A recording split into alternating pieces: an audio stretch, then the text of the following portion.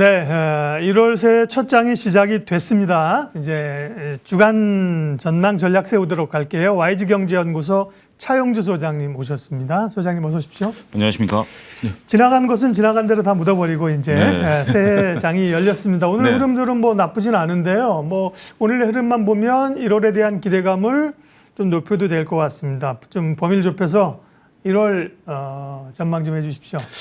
예, 1월 달 뭐 출발은 좋을 것으로 보여집니다. 우리가 1월 효과라고 흔히 일컫는 것들이 한 해 예상 수익을 1월 달에 땡겨서 이제 그런 수익들을 좀 나타내는데요. 올해 물론 뭐 경제 성장에 대한 전망치가 소폭 하향되고 미국의 금리 인상이 3차례에서 4차례 정도 있을 것이다라는 그런 불안정한 또 전망까지 나오면서 전반적으로 증시가 그렇게 녹록치는 않을 것으로 보여집니다. 하지만 경제는 계속해서 성장할 것으로 보여지고요.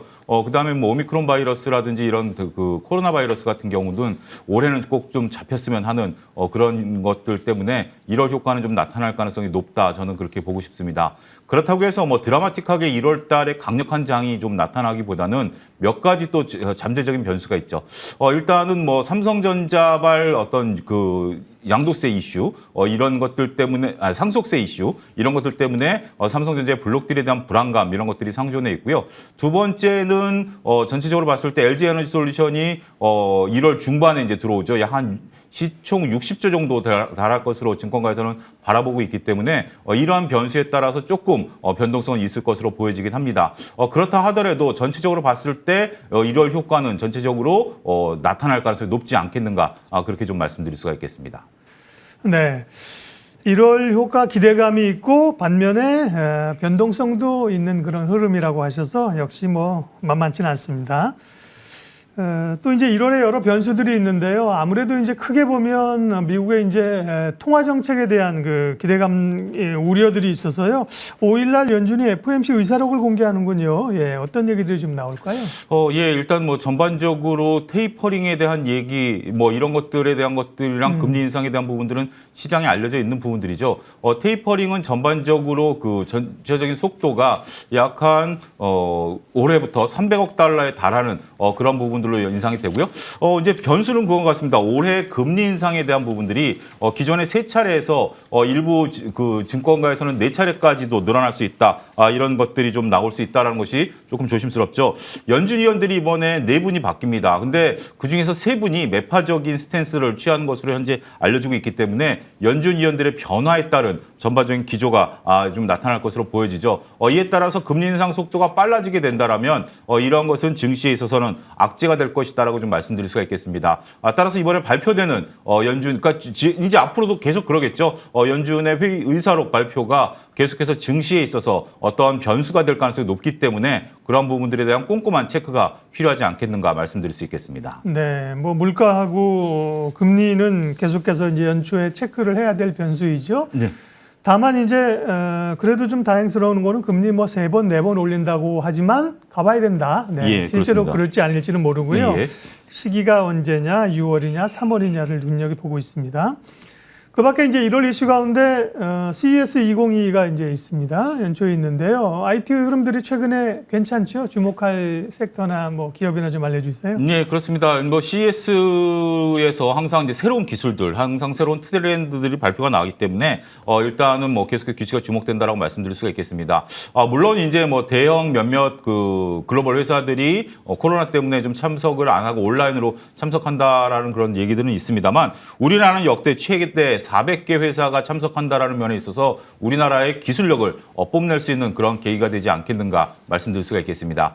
한 가지 좀 주목스러운 것은 물론 이제 삼성전자나 SK하이닉스, 현대자동차 이런 쪽들에서 새로운 모습들이 나오겠는데 SK그룹이 이번에 뭐 공격적으로 참여하겠다 이런 선언을 했어요. 그러니까 우리가 SK그룹이라고 한다면 SK이노베이션을 필두로 해서 그렇게 CES에 과연 나갈 만한 회사들이 있겠는가라는 부분들인데 SK그룹 차원에서 전반적으로 대규모 뭐 참석한다라고 본다라면 작년서부터 이어온 SK그룹의 어떤 변화의 모색 이런 것들이 또 하나의 변곡점이 될 가능성도 배제할 수 없다라고 좀 말씀드릴 수가 있겠습니다.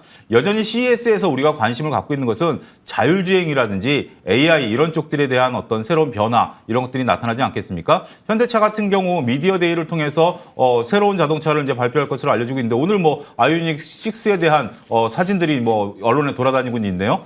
이런 모습들을 보게 된다라면 새로운 우리가 이제 앞으로 미래 먹거리에 대한 방향성을 모색할 수 있는 중요한 계기가 되지 않을까 말씀드릴 수 있겠습니다. 이번 주 금요일에 삼성전자가 4분기 잠정 실적 발표합니다. 실적과 관련해서 삼성전자 흐름은 어떨까요? 삼성전자 정말 언제 10만 전자를 갈 것인가 이제 많은 분들이 귀추가 주목되고 있는데요.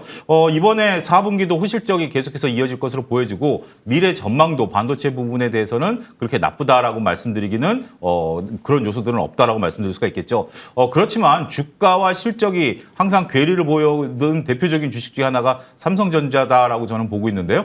전반적으로 실적은 계속해서 늘어나고 있습니다만 주가 행보는 2021년, 그러니까 1년 전이죠. 1년 전 이맘때 9만 원을 찍은 이후에 조정세를 좀 받고 있는데요. 역시 6만 전자에서 8만 전자까지 끌어올렸었던 원동력은 외국인과 기관들이죠. 따라서 외국인과 기관들이 들어오지 않는 한 삼성전자는 실적 베이스로 움직인다라기보다는 수급 베이스로 움직인다라고 보여지고요.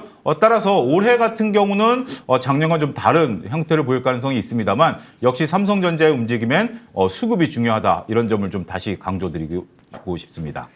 2차 전지 관련주들이 고민이 많습니다. 왜냐고요? 2차 전지 업황이 안 좋아서가 아니라 전기초가 안 좋아서가 아니라 1월에 LG 에너지 솔루션이 상장하기 때문입니다. 제가 알기로는 저는 1월 27일을 기억하고 있는데 관련해서 지금 사야 되나 그때 사야 되나 팔아야 되나 투자자들이 고민이 많은 것 같아요. 소장님. 전략적. 예, 뭐 쉽게 답을 내리긴 어려울 것 같습니다. 네. 하지만 LG 에너지 솔루션이 들어오게 된다라면 일단은 뭐 여러분들이 펀드 매니저 입장이라면 LG 에너지 솔루션을 안 담을 수 없겠죠. 그렇죠.